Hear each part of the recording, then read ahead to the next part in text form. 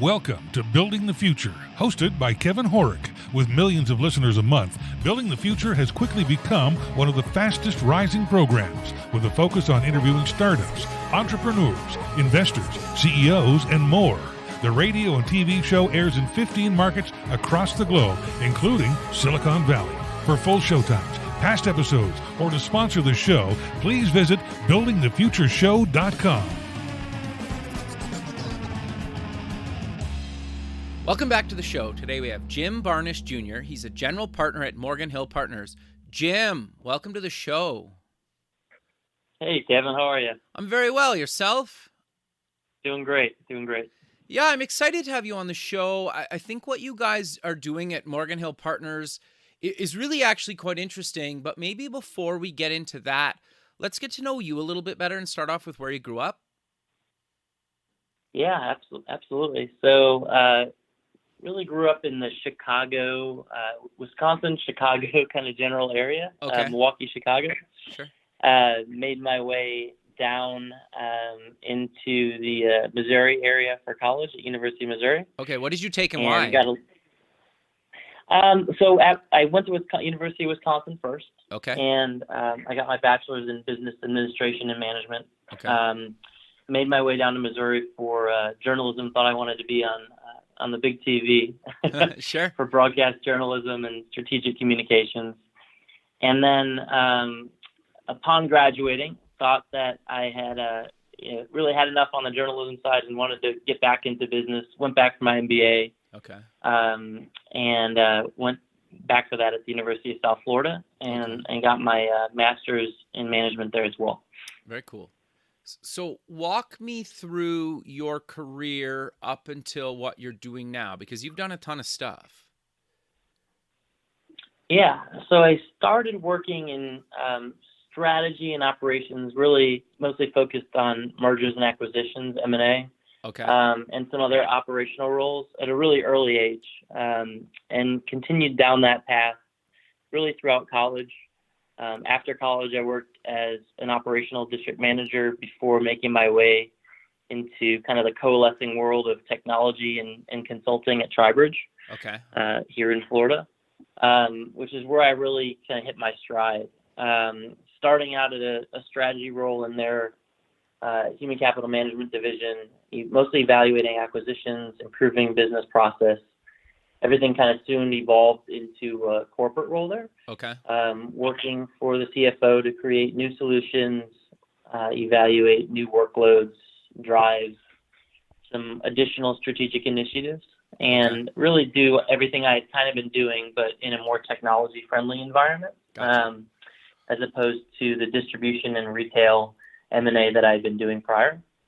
And working in that high-growth tech environment, I just kind of became obsessed with leveraging innovation, leveraging technology to improve that strategy and operational process mind that I had been working with for so long, and had the opportunity to build and run the investment and fund strategy at a micro venture capital company here in Florida, Florida Funders. Very cool. Which was offered to me, getting them off the ground and running, and was excited to dive in because it was really my first chance to create scalable processes in the world of technology and find some innovative technology companies that were a little bit earlier stage to invest in, much earlier stage than the mid-market and enterprise focus that I had prior. And so, speaking with really hundreds of those early stage, seed stage companies at Florida Funders, I just began to see a lot of the challenges that just run incredibly rampant in that ecosystem. Okay.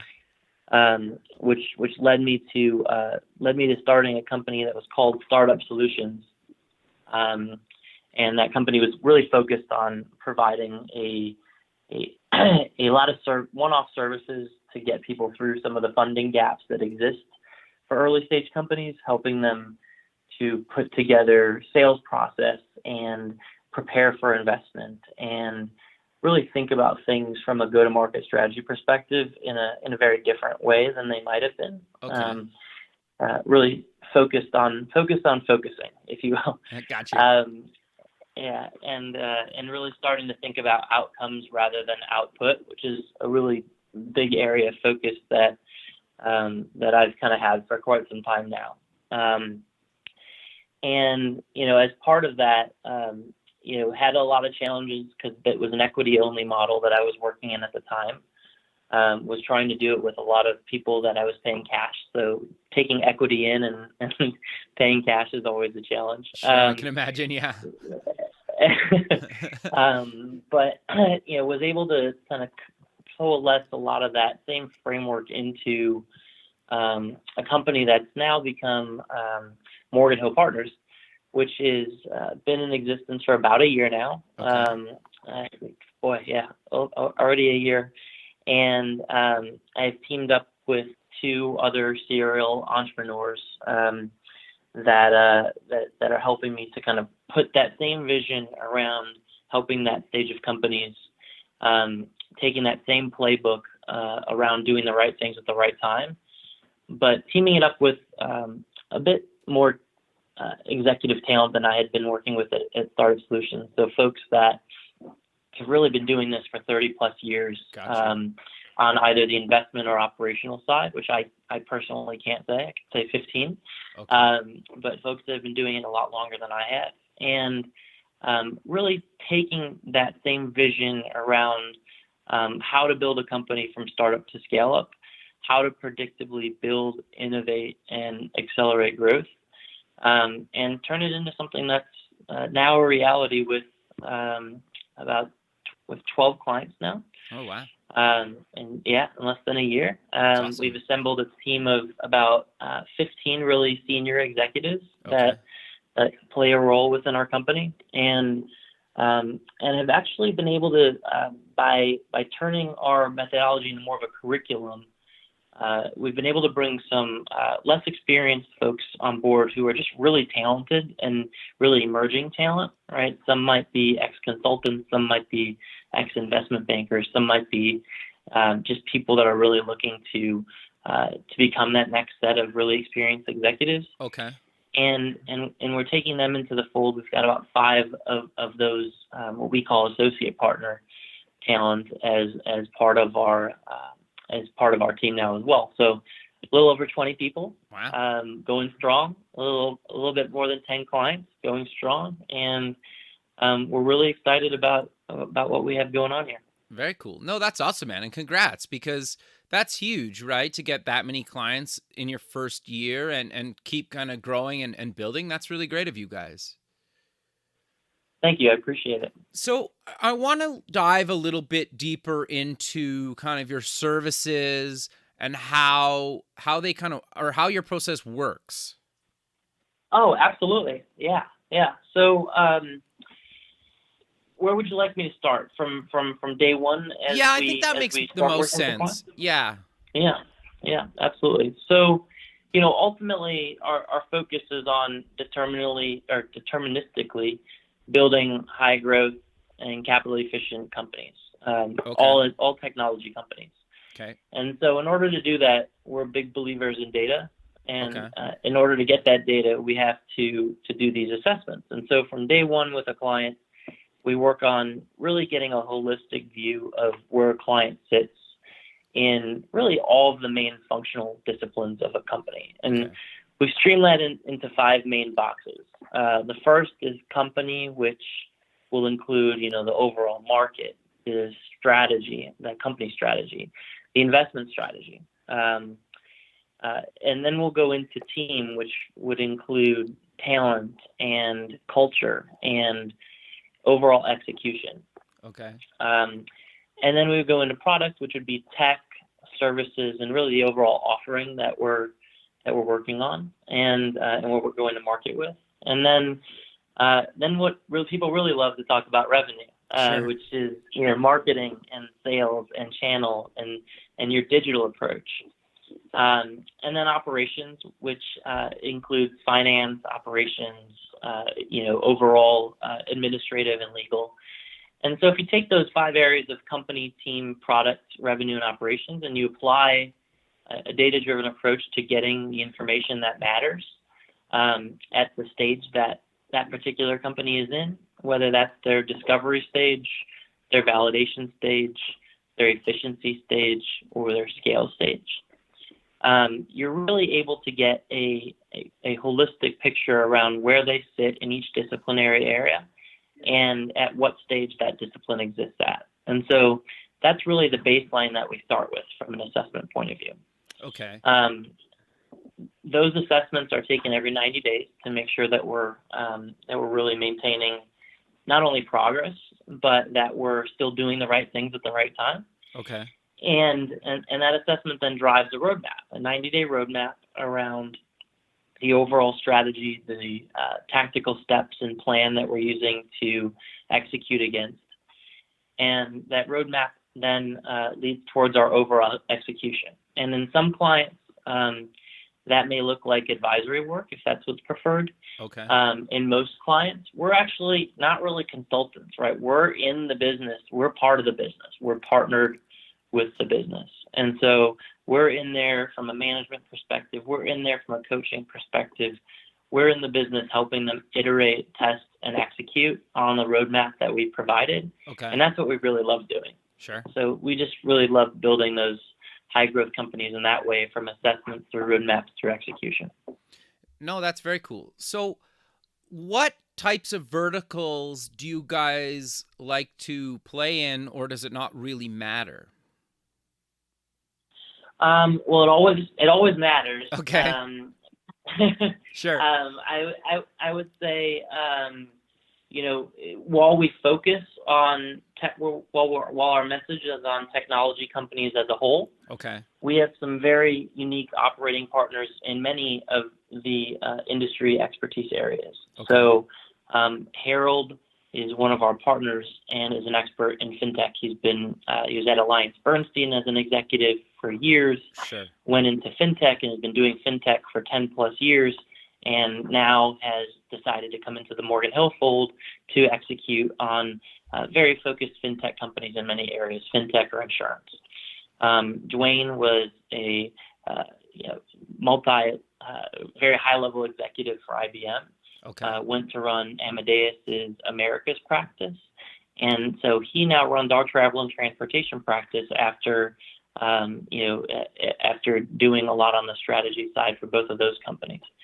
Those are a couple examples, and as I said, we've got about 15 of them. I won't go into all of them, but sure. Whether it's fintech or travel and transportation, or if it's education, ed tech, or HR tech, or IoT, or real estate tech, there's a number of different verticals or sectors that we concentrate on, and we've really tried to cover the full map of any industry that you could see within tech across all of our partners. Okay. So at what point should somebody come to Morgan Hill Partners? Where do they need to be in their stage of business? Yeah, if there's a company that is raising capital or looking to raise capital, okay, actively hiring executive talent, and or had a recent executive level departure, whether that's a CEO, CTO, et cetera, or just in general trying to generate more sales, okay, that's between the what we call discovery stage, which is really having an MVP in place, having some existing infrastructure around raising their initial capital, okay, or through scale stage, which in our case applies all the way up until $50 million in annual revenue. Got you. So really anything under 50 million, okay, is where we tend to focus. 50, right? That's what you said. 50 million. Yeah, okay. I just want to make sure I heard that correctly. That's oftentimes when we'll have a company hand off to something else, or they'll likely be well on their own at that point. Most of our clients sit between the 1 million and 10 million annual revenue stage. Sure. Okay. So you say something on your website that I find quite intriguing, that you invest a portion of your fees back into a business. Do you want to talk about that and why you guys decided to do that? Yeah, absolutely. So it's a great question. So, ultimately, talent is one of the hardest things to come by these days, sure, right? Sure.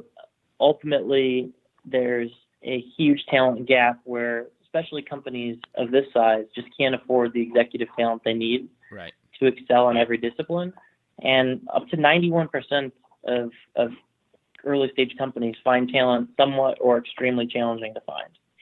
It's probably one of the most, if not the most important issue affecting most companies. Sure.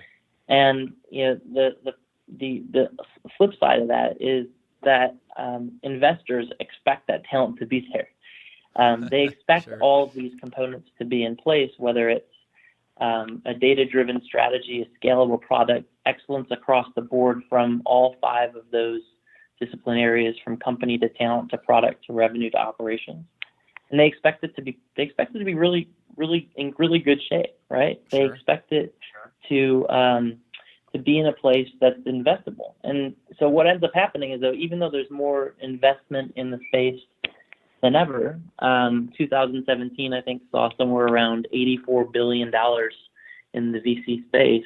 Wow. There were less deals invested in than the last year, right? So more money is going to less deals, and that's largely because companies have a lot of these gaps. Interesting. And so in order to fill that gap, you can't just fill it with any talent. You can't just hire the talent because you might not have the investment to do so. And so companies are just left to either do nothing or hire executives that are focused in one area and ignore some of the other areas. And so what we've tried to do is not only coalesce some fractional executive talent where we can bring people in a fractional basis, which helps cut costs, Sure. but we can do so in a model that is a little bit easier for earlier stage companies to digest, where if they defer a certain amount of that towards whatever that milestone is, or towards defer a certain amount of our costs towards whatever certain milestone exists, whether it's raising capital or reaching X dollars in sales, we then take a bet on the company by deferring that into some type of equity stake.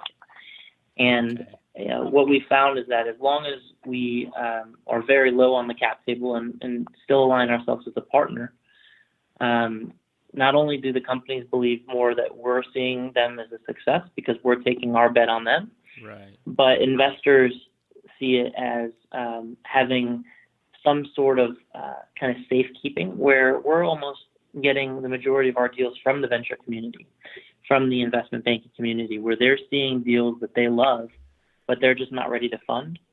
And they're handing them over to Morgan Hill to help clean them up and get them into a better state so that they become investable. Got you. And so it makes the equity piece a little bit easier to understand on all 3 sides of the equation between Morgan Hill, company, and investor, when there's that storyline in place and everyone wins essentially.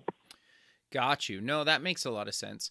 And the fact that you guys have a bunch of relationships with investors and other kind of firms that have done it in the past give you a huge advantage. Is that fair to say? Yeah, absolutely. There's really nobody else in the space that's doing things and approaching things the way that we are. Okay, but you guys, other than giving back a portion of your fees, you are not putting your own capital in. Is that correct? That is correct. Okay. Although we will have some sort of a fund by the end of this year or early next year that we're working off of that will.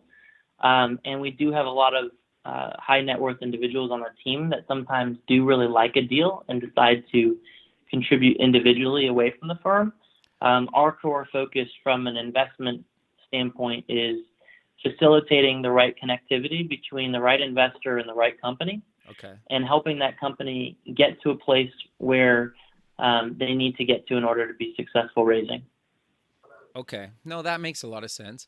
And I guess having people coming from a numbers banking background to help with pitch decks and other documentation to show to almost their friends, right, is really, really useful and very time saving. Is that fair to say? Absolutely.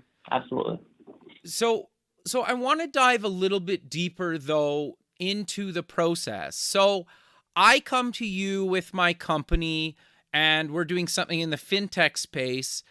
walk me through a little bit more of how you work with me and get me through those phases.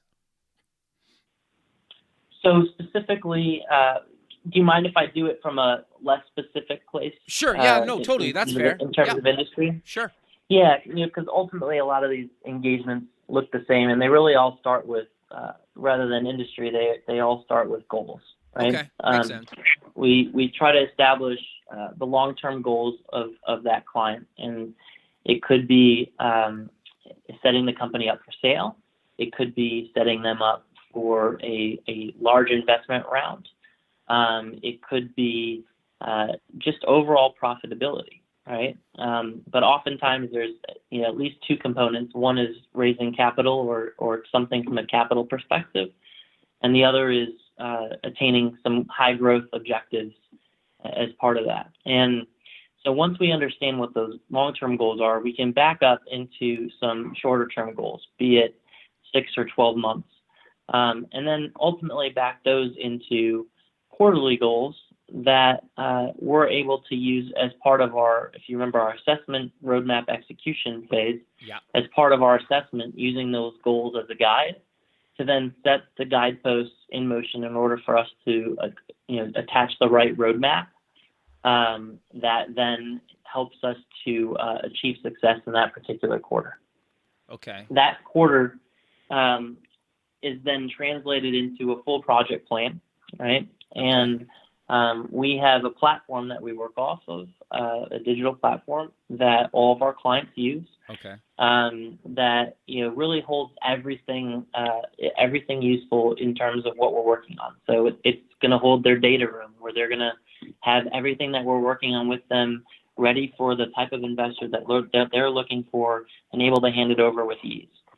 They're going to have, in many cases, a CRM because they might not be ready for a full CRM in HubSpot or Salesforce, but they're going to need to catalog not only investors, but also their sales efforts as well. They're going to have a catalog of all of our meeting notes and the way and the things that we're doing with the company. And then to make it more meaningful, our own methodology is housed within the same platform. So it's really just a simple move over from our methodology into a work stream that we're working on with the company. And it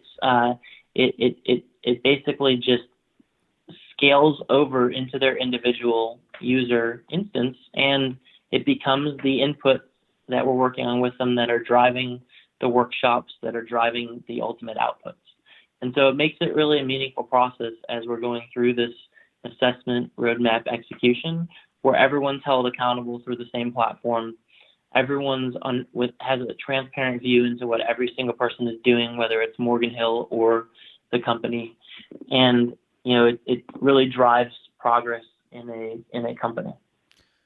No, that makes a lot of sense. So do you guys stick to certain geographical regions, or where do you guys like to focus? We are based out of Tampa, St. Pete, and New York. So we have two main offices. But our partners, our senior partners, are spread throughout the United States. So we have partners in California. We have partners in Chicago. We have a partner in DC area. So to give you an idea, kind of all over the nation. But we really try to focus on either already emerged tech cities or emerging tech cities. Sure. So Tampa being one of those that isn't quite yet on the map as an Austin or a San Francisco, but it is well on the way. Those are a lot of the cities that we're trying to concentrate on that have a lot of potential to drive tech and innovation over the next decade. Sure. No, that makes a lot of sense. So I'm assuming at some point, do you guys at least have one of the partners or a few of your team members actually meet the people in person? Or do you do a lot just over the phone or video, or a bit of both? Or walk us through that process.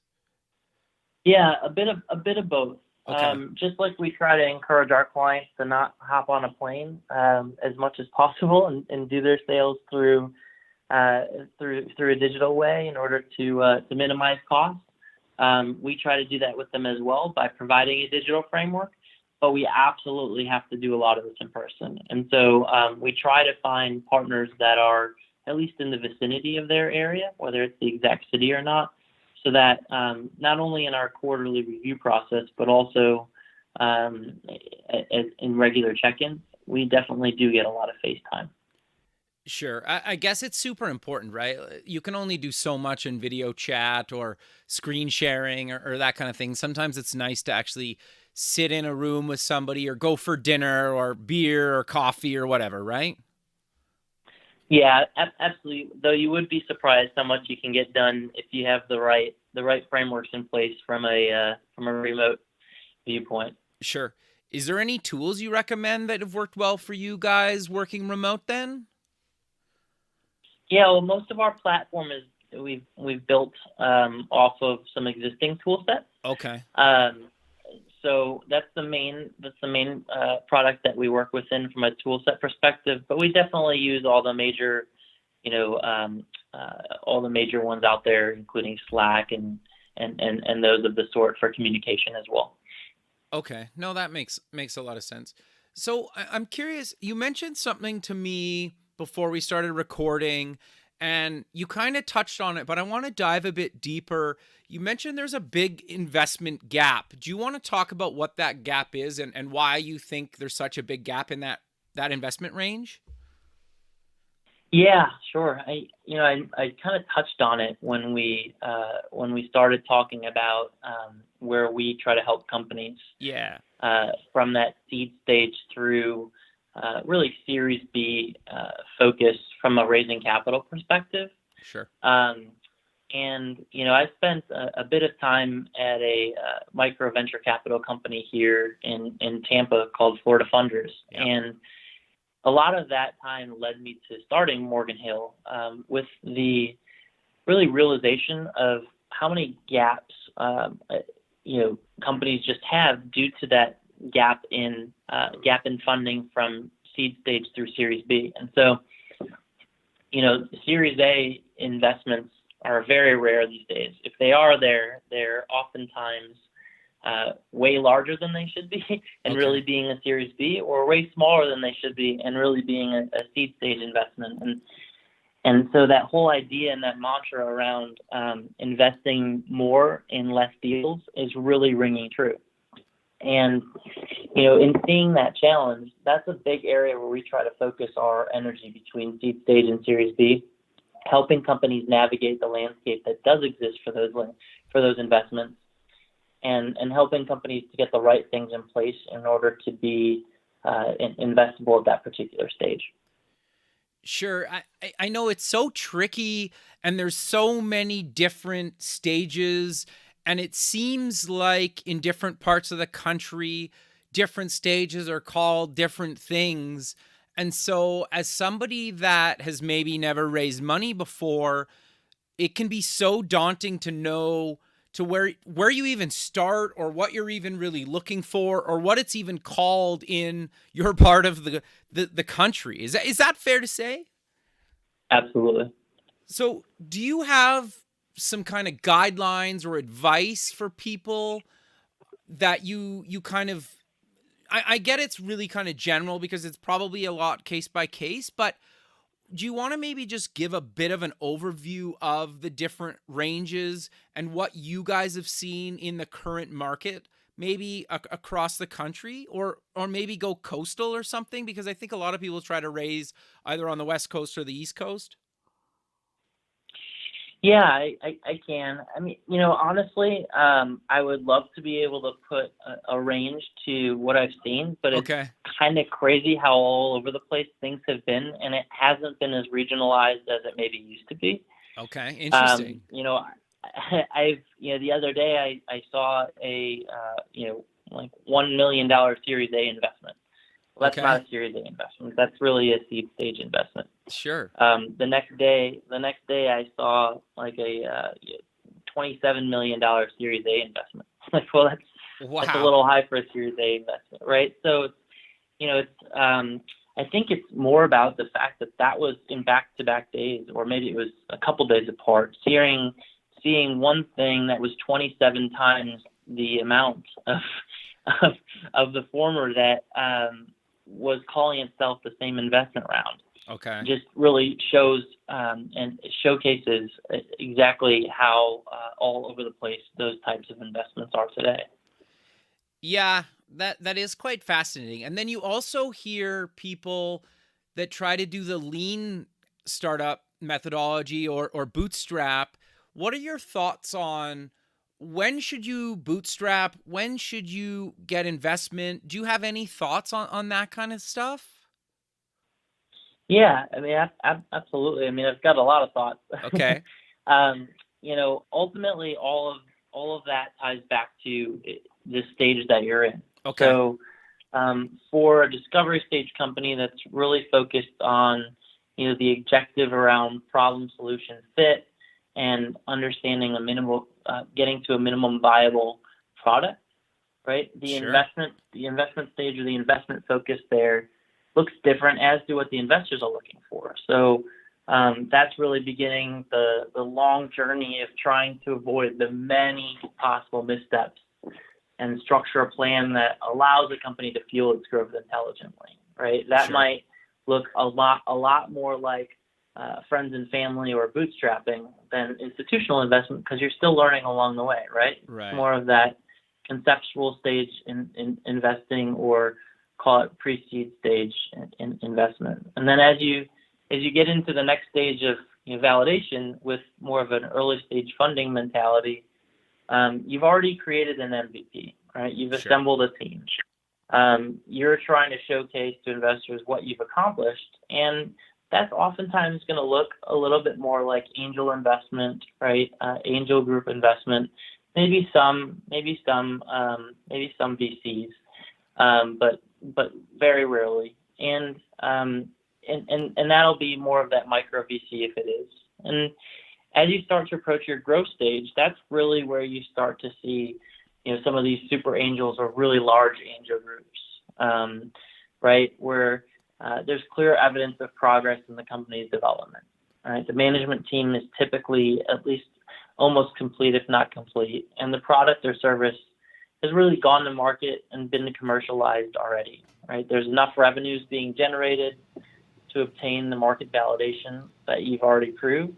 Sure. And so we call that stage more, the efficiency and growth stage funding. And then obviously, as you get out of that Series A approach, you start to enter more in Series B or C or mezzanine stage funding, where you're starting to see the scale. You've proved a scalable business model, right? You've fully vetted everything, and you have a very multifunctional team. And achieved some very reasonable, if not accelerated, sales momentum. And so that's oftentimes referred to as mezzanine stage funding. Got you. Okay. So are most of your clients looking to basically get acquired at some point, or does it not really matter if they want to try to build a business that goes on for decades, or how does that kind of work with you guys? Yeah, most of our clients are into high growth, whether that high growth means selling the company, Okay. Getting increased investment to scale the hell out of it, Okay. Sure. or just overall getting to a certain scale and profitability mark. Okay. We don't work with lifestyle businesses, right? We're looking for founders and CEOs and groups that really believe in scale and have something there, have a very high growth product that we can add a lot of value to other areas of the team. And we have to do that because we're ultimately taking a bet on them by deferring some of our compensation as well. Sure. No, that makes a lot of sense, right? Yeah, I think most people nowadays try to sell their company, right? It just seems so hard, especially in tech, to stay super relevant and not try to get bought by a big player in the space at some point, because in a lot of cases, if you don't sell to one of them, they'll probably just build your product and maybe crush you. Or am I being a little bit kind of jaded there in saying that? Well, I think think you bring up a really good point, right? Where you either have to do that, or the reverse of it, right? Where you actually decide to build a high growth company that you start to purchase other businesses that are looking to get bought. Okay, interesting. And if you do that in the right way, in a very strategic way, from an acquisition perspective, then you start to kind of build something great that might be a little bit different and a little bit newer than some of the other things out there. But ultimately, that's what a lot of these companies that have now become very large companies started off doing. Sure. Yeah, no, that's fair. And I'm assuming you guys would help, well, hypothetically, like my company or your client company decide whether they are better at to try to sell it off or acquire other companies to grow. That's probably part of your services. Is that fair to say? Okay. And then I'm curious to know some of the other kind of affiliate partner services that you help with, because I think some are probably self-explanatory and people could probably guess, but I think some of that stuff maybe sounds kind of trivial, but in a lot of cases, some of that stuff is so basic that if you screw that up early on, it can cost you a lot of time and money to reverse or fix later. So do you want to talk about some of those other services that you guys actually help people with? Yeah, absolutely. So most of the people who come to us have an existing product in place already. Okay. But there are some things that we help them rethink from a product perspective, from an architecture perspective on scale. Okay. And so one of the services that we often provide, which is something that a lot of the investors will look for in a Series A or later financing anyway, is a full tech assessment. So you heard me talk about assessments earlier in terms of the company assessment that we do every 90 days. Sure. We do a full in-depth technical architecture assessment to drive around the scale and functionality and overall health of the technical environment. And so that goes all the way through the full stack and is a big part of what we do, both in preparing to raise capital and for companies as we take them on if it's needed as well. Another service that is even more popular amongst most of our clients is some of our go-to-market services. So whether that's early on in the stage around customer discovery or it's full market development from the go-to-market strategy perspective, we are very often becoming the sales and marketing engine of a company, whether that's reporting into the sales VP or in some cases when they're not ready for a sales VP, us acting in that manner in a fractional capacity. And so we get as execution oriented as needed in order to solve for gaps. And when the right time comes to hire full-time talent, we oftentimes help in that regard as well. Yeah, I could very much see that. Makes a lot of sense, right? And you touched on something interesting, just to go back, the tech stack. How often do you guys see where they need to maybe re-platform or rebuild? Is it quite common, or is it not really that common, or somewhere in the middle, or does it really depend? I would say in the world we live in, it's quite common. Yeah, I would agree, but I just wanted your thoughts. Yeah, it's quite common. With our clients, it hasn't been as common because most of the time we're finding really great products out there, and there's very little we need to do on the product side. Right. However, there in certain cases there have been needs in order to re-platform, et cetera. Sure. So you guys don't have your own development teams. Do you work with companies, or do you offshore some of that stuff, or how does that kind of work? Yeah, we do not do development in-house. Okay. We do provide fractional CTO services. Okay. We do provide technical assessments and product road mapping. Okay. But we do not provide the technical skills for coding or development. We have some preferred providers, both onshore and offshore, that we use. Sure. That are affiliate partners of ours. Okay. No, that makes a lot of sense. And I think the offshore thing is always kind of a hot topic for certain people.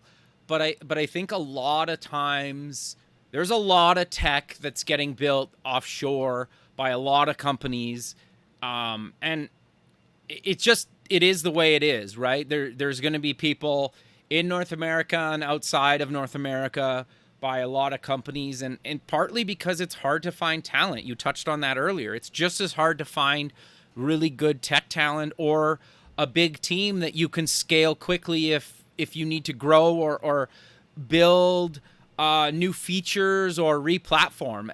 Do you agree with that? Absolutely. Okay.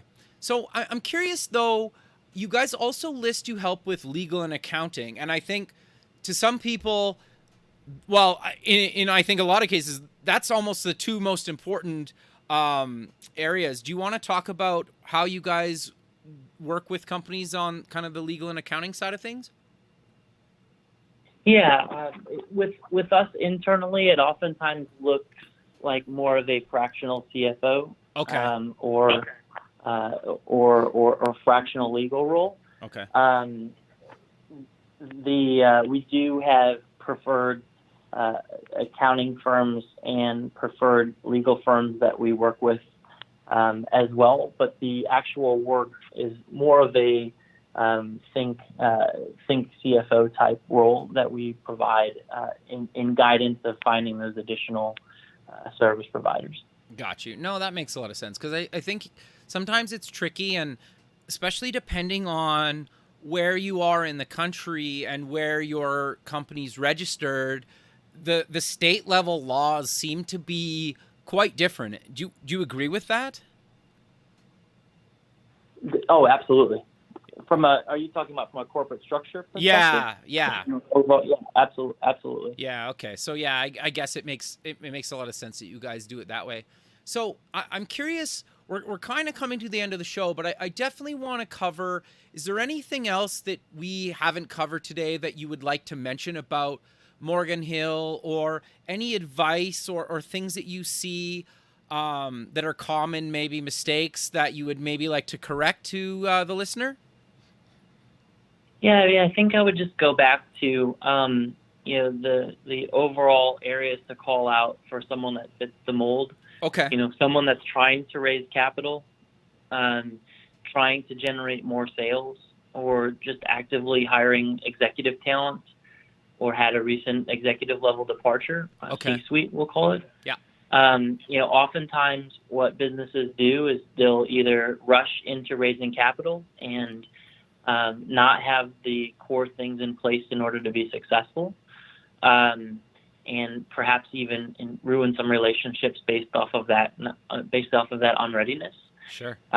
They will rush hire an executive, whether that's a sales VP or a new CEO or a new CTO, without first understanding what that person should look like, and not just from a job profile perspective, but from a cultural fit, from a hiring them at the right time, from a do I even need this person quite yet perspective. Sure. in a full-time capacity. And so oftentimes we're often brought in a few months later than we'd rather be brought in, and that leads to wasted effort and wasted time prior to bringing us in. And so I think that the area to call out is, if you're looking to raise capital, if you're looking to hire a C-level executive, either due to a departure or due to a new hire, or if you're just really looking to grow sales, Morgan Hill Partners is a perfect fit and a perfect lead-in towards getting ready for each of those stages of evolution. And we love helping companies grow and to find the right talent at the right time. Very cool, man. Well, let's close with mentioning where people can get more information about you guys, and any other links you want to mention. Yeah, absolutely. You can find us at morganhillpartners.com. We are also under hashtag startup2, as in the letter 2, scale up. Okay. And we'll be all over social media using that hashtag. Very cool, Jim. Well, I really appreciate you taking the time out of your day to be on the show, and I look forward to keeping in touch with you, and have a good rest of your day, man. Yeah, thank you so much. Take care. Thanks. Bye. Thanks for listening. Please visit our website at buildingthefutureshow.com to join the free community, sign up for our newsletter, or to sponsor the show. The music is done by Electric Mantra. You can check him out at electricmantra.com and keep building the future.